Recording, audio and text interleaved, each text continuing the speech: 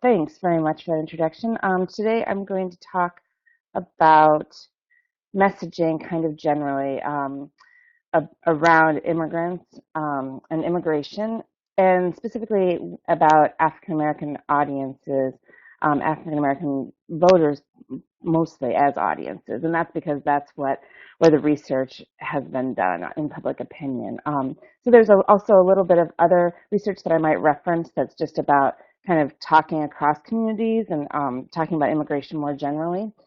But we try to base most of our advice in various levels of communications research, broader communications principles, ideas about how we all understand messaging, but also how specific audiences are hearing messages.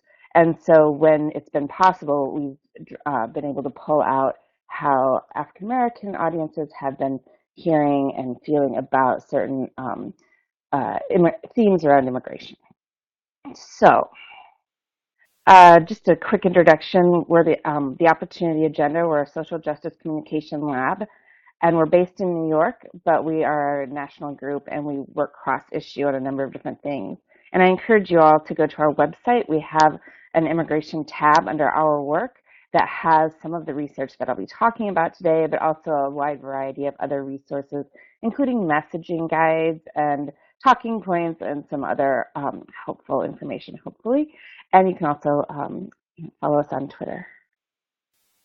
So when we talk about communications, we kind of break it into two different ideas. One is the really short-term communications, which is often campaign communications, which is talking about a specific goal or a specific message. You need to get 50% plus one to pass legislation or pass an initiative.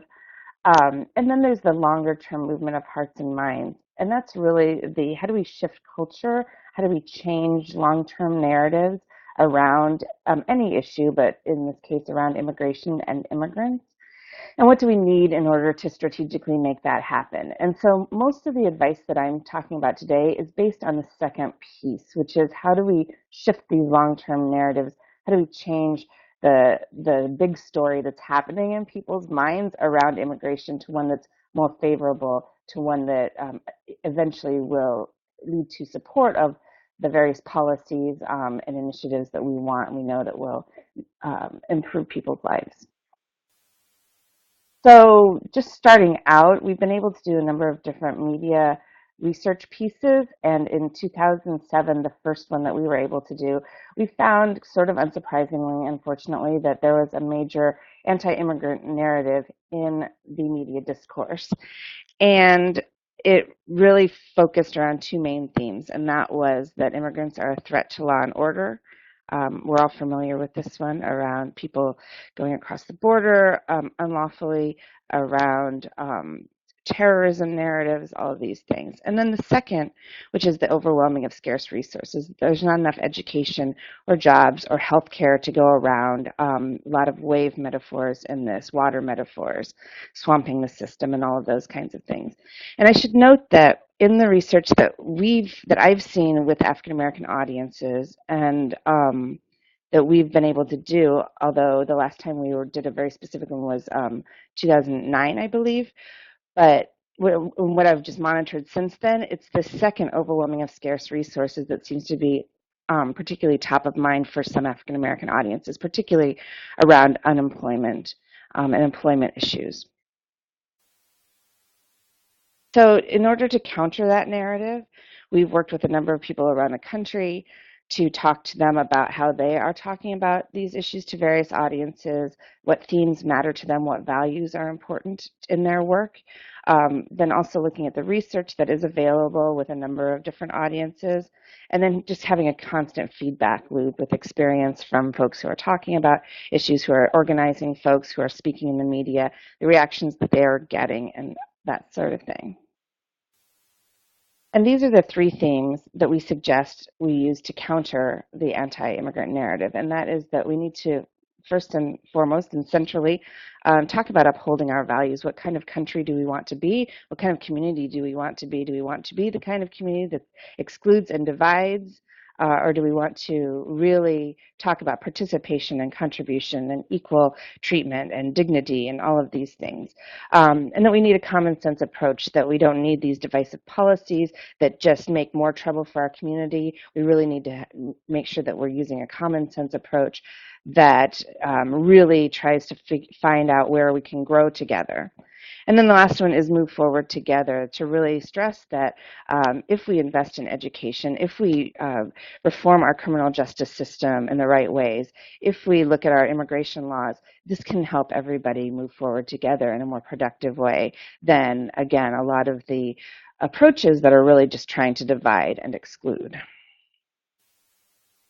So this is just, a few ideas about values that we might want to talk about.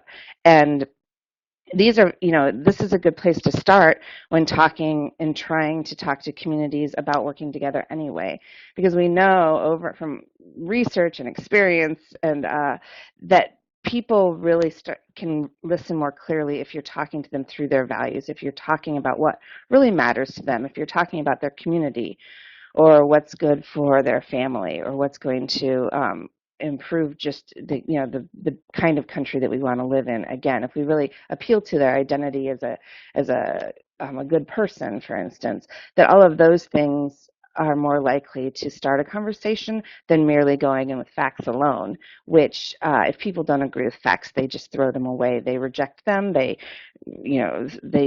question the source, they question the methodology, they are less likely to hear you unless you start with something to kind of tell them that you're on the same page, that you understand things, you understand what matters to them and where they're coming from. And then around the common sense approach, just that we need workable policies. It's about all of us.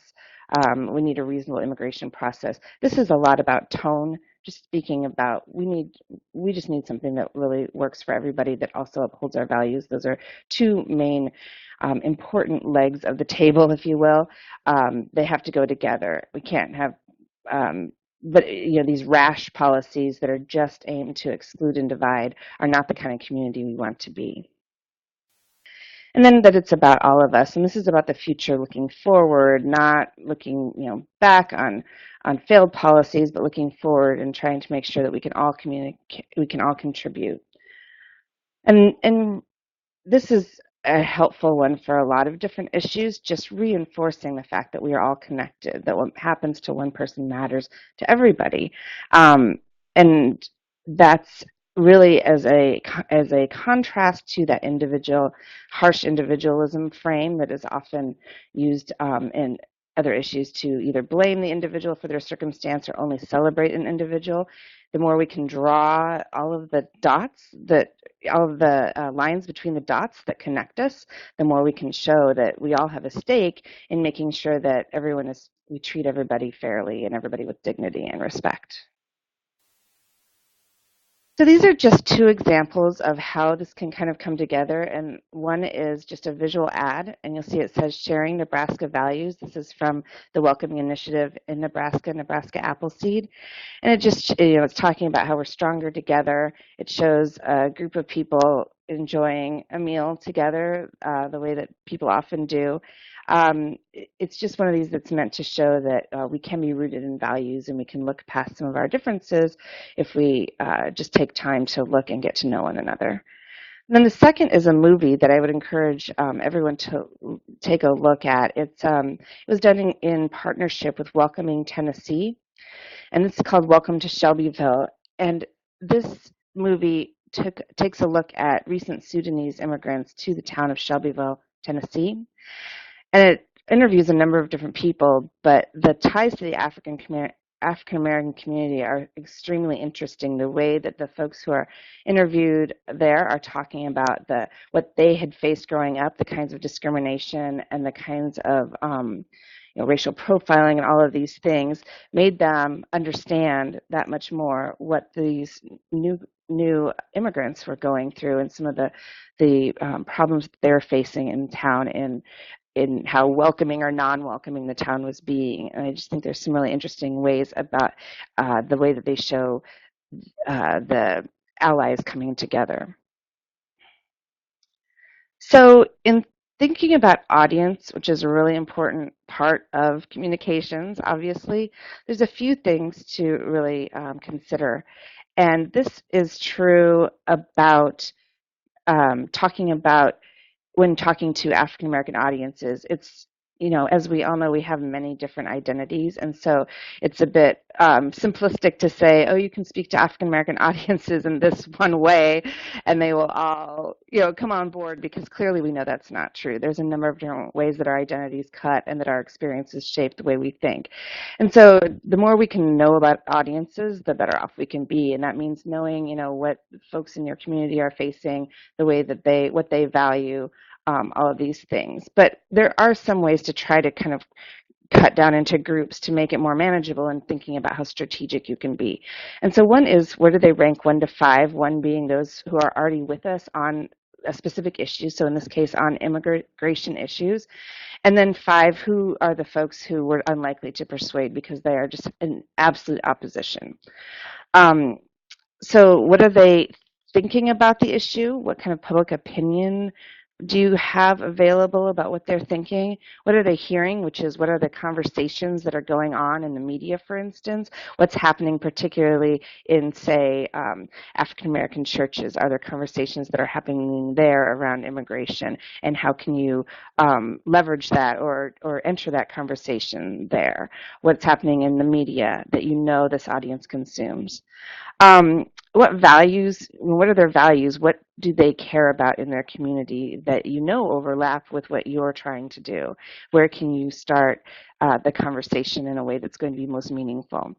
And then what do you need them to do? Knowing that in strategic communications, we're trying to move people to action eventually. So really having that in the back of the mind, what do you want them to do? What is the purpose of taking the time and energy to do these strategic communications, to do this messaging? What's the action that you would like them to do? And again, this is just, I'm going to kind of skip this because I already talked about it. It's this 1 through 5 who are with us and who are folks who we need to work on, the 2s and 3s and 4s. So in talking about the anti-immigrant narrative, there are a number of different organizations that are, working specifically on anti-immigrant, or they would call it immigrant restriction policies and messaging.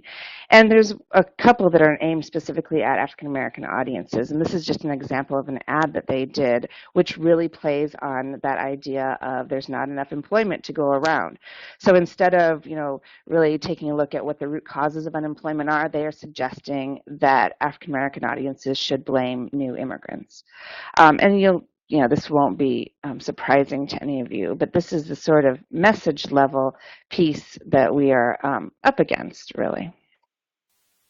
So in talking to African American audiences to counter what we know are these major messages and themes, there's a few ideas that we've come up with based on the research that we've seen. And so for one thing, we've seen that there is a huge appreciation for human rights and civil rights, obviously, within the African American community. So talking about protecting everyone's rights in this country. What kind of country do we want to be? We want to be the kind of country that protects everyone's human rights. It's also true, though, the caveat to this is that human rights is, I think, a little bit more useful of a word than talking too much about civil rights. I think civil rights is an important thing to talk about when honoring the African American community's contribution in that way and that history. But I think there's real care that needs to be taken in ever talking about a new civil rights movement or comparing the immigration struggle to that of the civil rights movement, because that's a very important movement, but it's also not over. What we would see in focus groups and people would try to talk in that way was, wait, like, we're not done yet. We still have a long way to go, and I don't need anybody coming in and taking that over right now. So I would just be aware of that sensitivity. And then we need to consistently strive to live up to the yet unfulfilled promise of American equality and mobility, and we can best do this together. So this is the idea that with some audiences, we would see that talking about American values and talking about the kind of country we want to be was important. But there's also audiences who are rightfully skeptical of this American promise of opportunity and equality because it's never been realized for their community. So instead of ditching it altogether, we recommend saying that promise is still important and we need to demand that it is fulfilled. And it's been unfulfilled for one community, and now we see people trying to take it away from another community. And we're American too, all of us, and we all have, deserve this promise be fulfilled, and we should work toward that together. So on the common sense solutions, talking about needing to focus on the real solutions and not just divisive politics was something that African American communities were fairly supportive of. They would see people have seen Congress fail at a number of different things.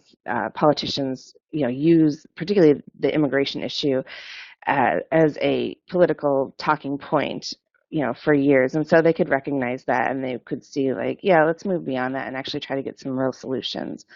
Really talking about working together to get the solutions we need. There's receptivity towards that.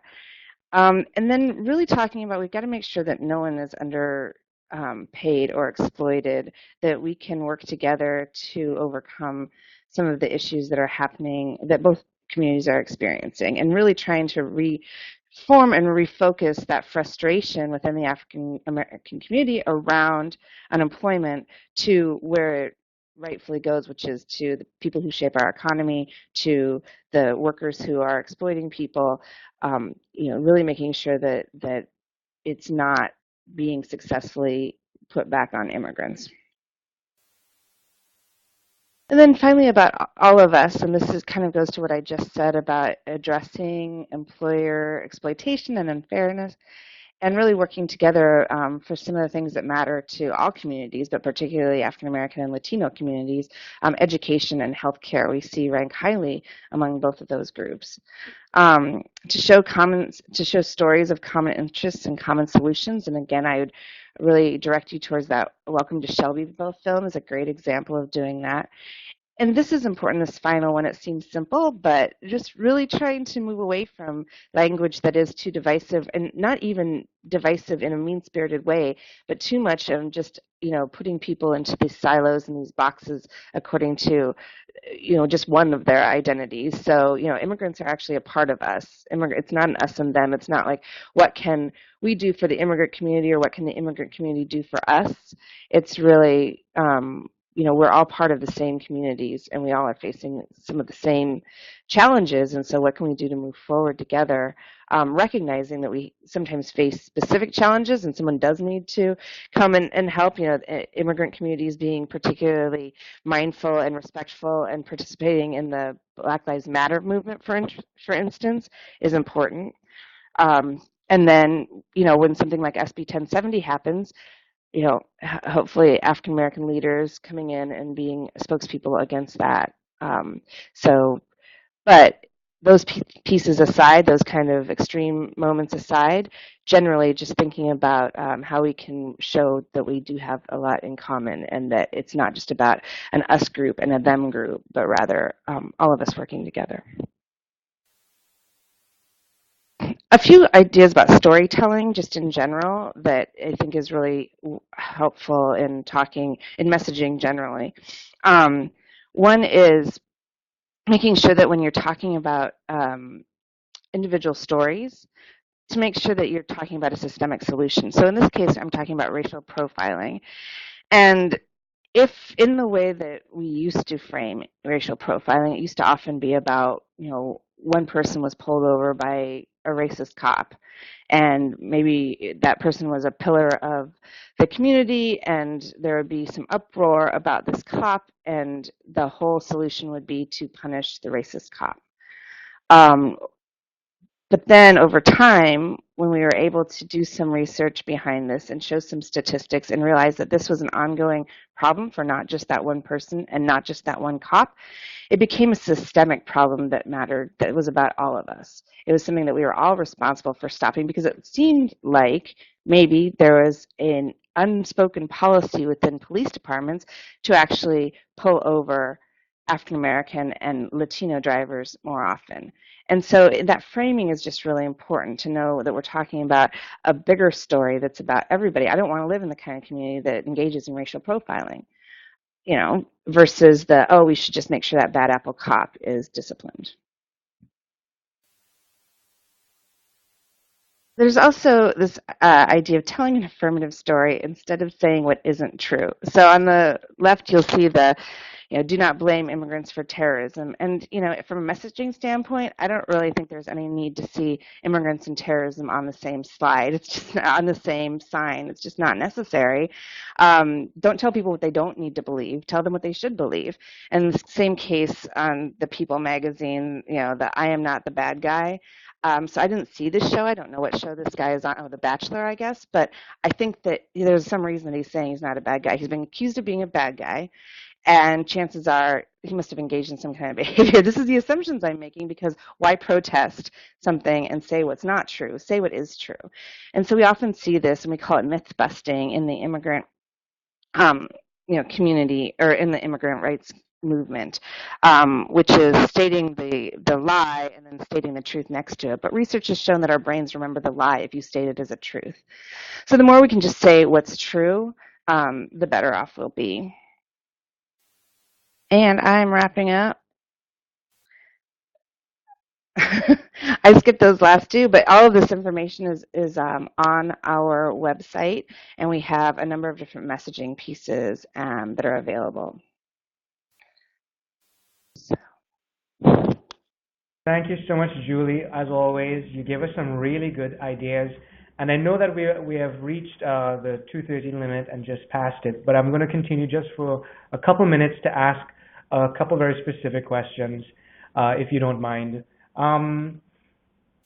You spoke a lot about finding common causes, looking at issues and problems through a systemic sort of framing as opposed to individual, and that can be transposed into many different issues. But when it comes to African Americans and immigrants, and let's say an issue like labor, how do you make what are the things you would include in messaging when it comes to, let's say, collaboration over labor issues? Sure. So, I think that that's when and this, a lot of times it just matters how you start the conversation. So, for instance, we all want to be paid fairly for the work that we do. We all want to be treated fairly and with dignity. We all want to make sure that the opportunities are available to us, regardless of what we look like or where we come from. That's just a basic American tenet of the way that we act around these things. And then moving into more of the specific strategies that you probably have in mind around organizing or around the policies that need to change. And I had to, there was a little, something that raised a flag for me is that, do you see, a lot of different kinds of messaging when it comes to the African American community have been appropriated over the years, the civil rights struggle of our era, Latino lives matter, migrant lives matter, and this has become a real issue.